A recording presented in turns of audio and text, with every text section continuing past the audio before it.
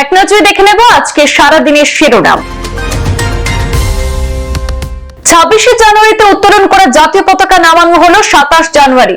76তম প্রজাতন্ত্র দিবসে জাতীয় পতাকার চূড়ান্ত অবমাননা কাছাড়ের বড়খোলার বদরপুর মাছিমপুর এমই স্কুলে পতাকা উত্তোলন করে খোঁজ নিয়ে প্রধান শিক্ষকের পরের দিন পতাকা নামাতে হলো পুলিশকে। জাতীয় পতাকার চূড়ান্ত অবমাননার জন্য ঘটনা প্রকাশ্যে আসার পর খুবই ফুঁসে উঠেছেন স্থানীয়রা।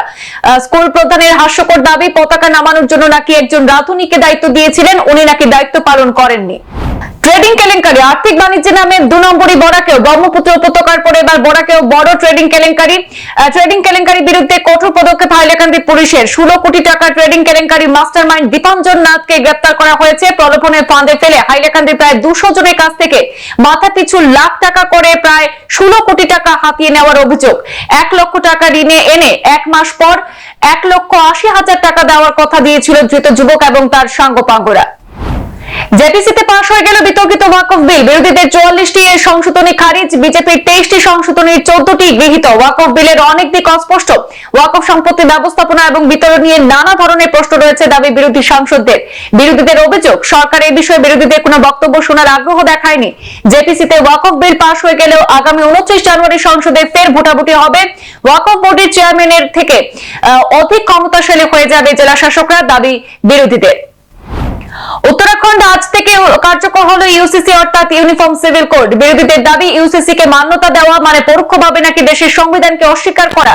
শুরু হয়েছে এ নিয়ে তুমুল বিতর্ক। নাগরিকদের জন্য বিবাহ, তালাক, সম্পত্তি, উত্তরাধিকার এবং দত্তকের ক্ষেত্রে অভিন্ন আইন কাঠামো তৈরি করা হলো উত্তরাখণ্ডে। নতুন আইন কার্যকরে নাগরিক জীবনে ব্যাপক রদবদল হবে। সমস্যায় পড়তে হবে মুসলিমদের। ইউসিসি মানতে গেলে অমান্য করতে হবে ধর্মীয় বিধান। ইউসিসির বাইরে রাখা হয়েছে শুধুমাত্র উত্তরাখণ্ডের আদিবাসীদের, অর্থাৎ রাজ্যে ইউসিসি বলবৎ থাকলেও মানতে হবে না তাদের।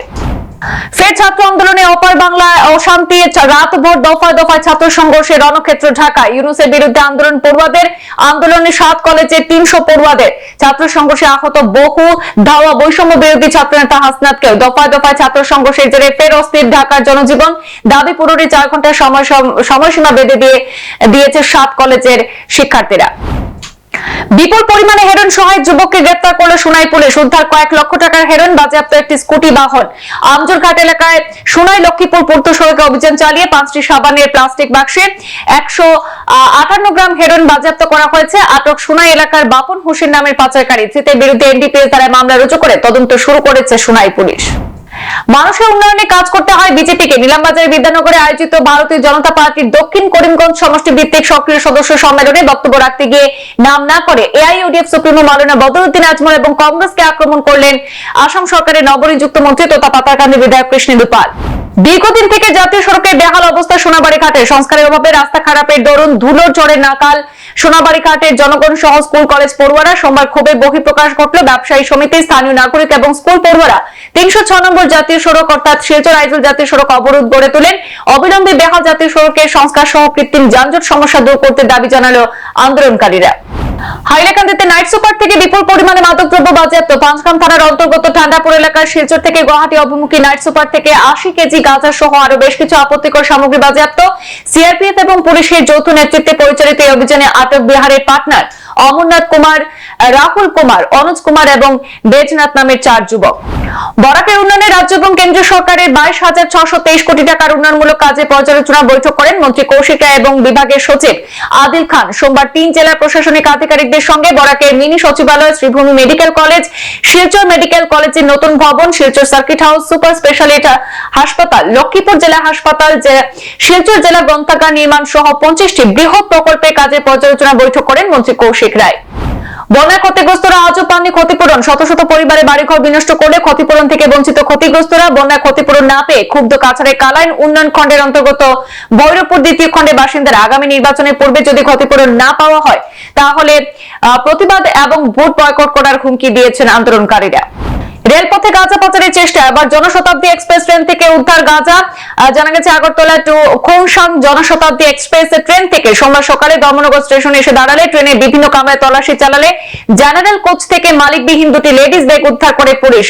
ব্যাগ দুটিতে তল্লাশি চালিয়ে মোট 8 প্যাকেটে 8 কিলো শুকনো গাঁজা উদ্ধার করা হয়, যদিও এই কাণ্ডে কাউকে আটক করা যায়নি বলে জানিয়েছে ধর্মনগর রেল পুলিশ। 3.5 কোটি টাকা ব্যয়ে সোনাই পৌরসভার স্থায়ী ভবনের নির্মাণ কাজে ভিত্তিপ্রস্তর স্থাপন করলেন খাদ্য সরবরাহ, খনিজ এবং বরাক উপত্যকা উন্নয়ন বিভাগের মন্ত্রী কৌশিক রায়। উপলক্ষে সোনাই মাল্টিপারপাস হলে আয়োজিত অনুষ্ঠানে মন্ত্রী কৌশিক রায় পৌরসভা উন্নয়নমূলক কাজে প্রশংসা করে জানান, প্রথমবারের নির্বাচিত সোনাই পৌর বোর্ড জনগণের কল্যাণে কাজ করে যাচ্ছে। উন্নয়নের নিরিখে সোনাই পৌরসভায় উন্নতি হয়েছে বলে জানিয়েছেন। রাজ্য সরকারের উন্নয়নমূলক কর্মযজ্ঞের মধ্যে এখনো বিশুদ্ধ পানীয় জলের জন্য আন্দোলন করতে হচ্ছে সাধারণ জনগণকে। জল জীবন মিশনের অধীনে বরাদ্দ সরকারি টাকার হরি লুটের অভিযোগ, বিশুদ্ধ পানীয় জল থেকে বঞ্চিত হয়ে খালি কলসি নিয়ে প্রতিবাদ মুখর কাটিগড়ার করইকান্দি প্রথম খণ্ড এবং নাজাতপুরের জনগণ। কাছাড়ে কাটিগড়া সমষ্টি করইকান্দি মাধবপুর পানীয় জল সরবরাহ প্রকল্প পুনরায় সচল করার দাবিতে কাটিগড়া সার্কেল অফিসারের দ্বারস্থ হয়েছেন প্রায় অর্ধ শতাধিক বঞ্চিত জনগণ। দশম এবং দ্বাদশ শ্রেণী বোর্ড পরীক্ষা নিয়ে কড়া নির্দেশিকা জারি করল central board of secondary education অর্থাৎ সিবিএসই বোর্ড। পরীক্ষার হলে কোন শিক্ষার্থী বৈদ্যুতিন যন্ত্র মূলত মোবাইল ফোন নিয়ে ধরা পড়লে তার ওই বছরে গোটা পরীক্ষায় বাতিল করা হবে। শুধু ওই বছরই নয়, পরের বছরেও বোর্ডে পরীক্ষা দিতে পারবে না ওই শিক্ষার্থী, অর্থাৎ তার 2 বছর নষ্ট হবে, নতুন নির্দেশিকায় জানিয়েছে বোর্ড।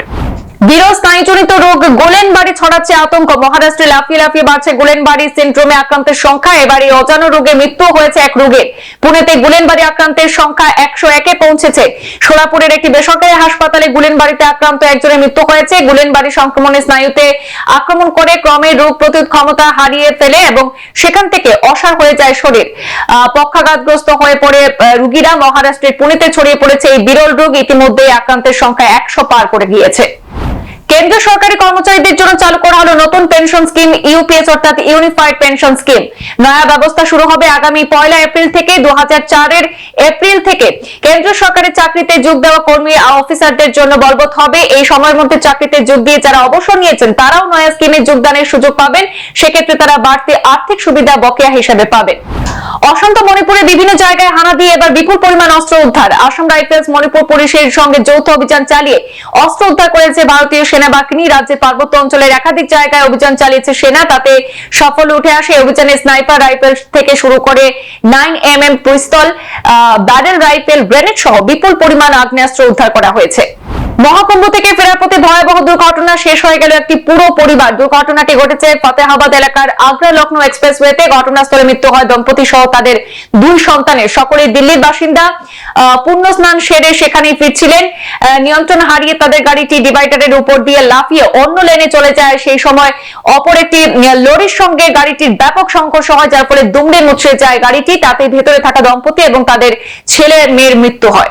ক্ষমতায় ফিরেই কঠোর ট্রাম্প প্রশাসন। বাংলাদেশ সহ বহু দেশের অনুদান বন্ধ। বিপাকে বাংলাদেশের মোহাম্মদ ইউনূসের অন্তর্বর্তীকালীন সরকার। বাংলাদেশে আর্থিক সাহায্য বন্ধ করলো আমেরিকার আন্তর্জাতিক উন্নয়ন সংস্থা। আগামী 85 দিন বিদেশি সহায়তায় বিশেষভাবে পর্যালোচনা করা হবে। তারপরে পরবর্তী সিদ্ধান্ত নেওয়া হবে। ততদিন মিশর এবং ইসরায়েল বাদে বাকি দেশগুলির আর্থিক অনুদান বন্ধ থাকবে বলে জানিয়েছে ট্রাম্প প্রশাসন। শিরোনাম এই পর্যন্তই। পরবর্তী বিস্তারিত খবর পেতে চোখ রাখুন পূর্বাঞ্চল প্রতিদিনে। ধন্যবাদ।